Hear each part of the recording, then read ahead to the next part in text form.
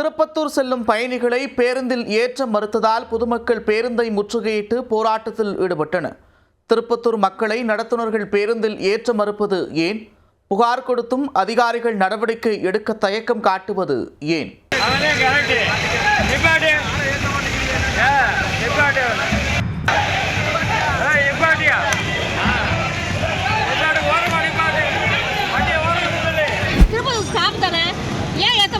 கேட்டதுக்கு அதெல்லாம் முடியாதுமா அப்படின்னு அந்த ஒரு ஆள் சண்டை பயங்கரமா போட்டாங்க.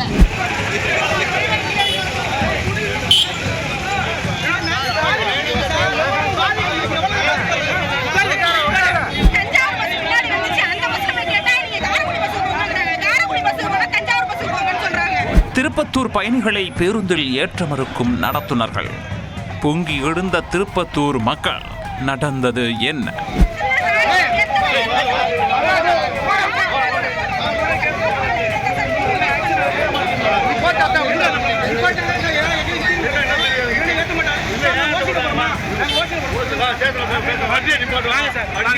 சிவகங்கை மாவட்டம் திருப்பத்தூர் அச்சுக்கட்டு தெருவைச் சேர்ந்தவர் ரஷ்யா பிவி.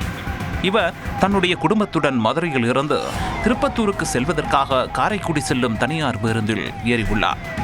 அப்போது திருப்பத்தூர் பயணிகள் யாரும் ஏற வேண்டாம் என கூறிய நடத்துனர் பழனி முருகன் காரைக்குடி பயணிகளை மட்டும் பேருந்தில் ஏற்றியுள்ளார்.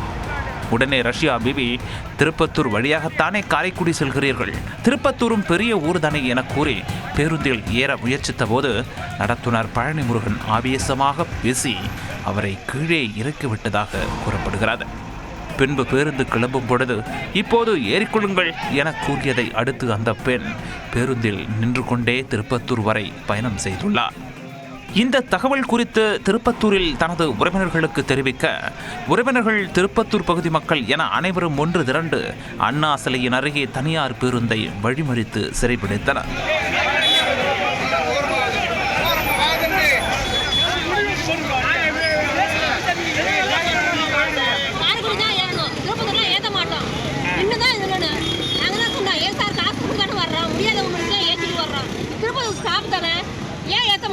கேட்டதுக்கு அதெல்லாம் முடியாதுமா அப்படின்னு அந்த ஒரு ஆள் சண்டை பயங்கரமா போட்டாங்க.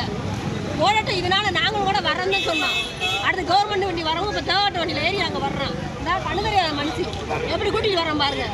ஏற்ற முடியாதுன்னு ஒரே இது பூரா பைகளை பூரா வாங்கி வாங்கி சீட்டுகளை இடம் போட்டு வச்சுட்டாங்க.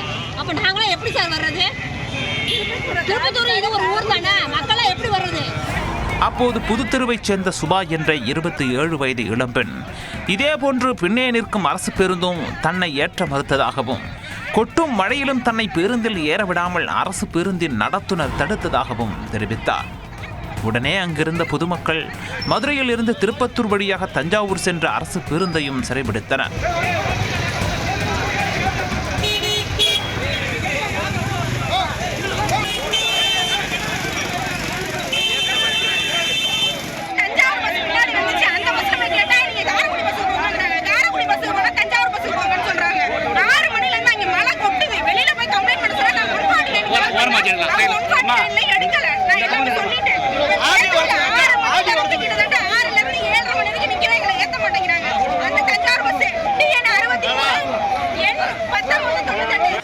இதையடுத்து சம்பவ இடத்திற்கு வந்த காவல் துணை கண்காணிப்பாளர் செல்வகுமார் பொதுமக்களிடம் பேச்சுவார்த்தை நடத்தி 2 பேருந்துகளையும் விடுவித்தார்.